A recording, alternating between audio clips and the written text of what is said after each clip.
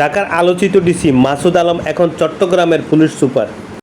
HM Expert B500 CWR স্বাধীনতার সুবর্ণ জয়ন্তীতে নতুন বাংলাদেশ গড়ার প্রত্যয় HM স্টিল।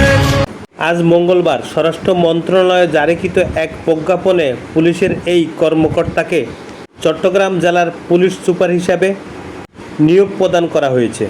এই পুলিশ কর্মকর্তা বর্তমানে পুলিশ বাহিনীতে একটি আলোচিত নাম।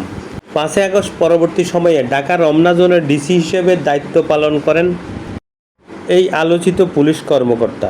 বিগত দিনে সচিবালয় ও যমুনার সামনে বহু আন্দোলন নিয়ন্ত্রণে আনেন এই ডিসি মাসুদ। কিডন্যাপ হওয়া এক যুবককে অল্প সময়ের মধ্যে পরিবারের কাছে তুলে দেন উদ্ধার করে। এই মাসুদ BCS 28তম কর্মকর্তা জানা যায়। তার গ্রামের বাড়ি বগুড়াতে। রমনা জোনের ডিসি হিসেবে দায়িত্ব নেওয়ার আগে তিনি পাবনা জেলার অতিরিক্ত পুলিশ সুপার হিসেবে কর্মরত ছিলেন। আগামী দিনে এই চৌকস পুলিশ কর্মকর্তা চট্টগ্রামের আইনশৃঙ্খলা পরিস্থিতি নিয়ন্ত্রণে ভূমিকা রাখবে প্রত্যাশা অনেকের।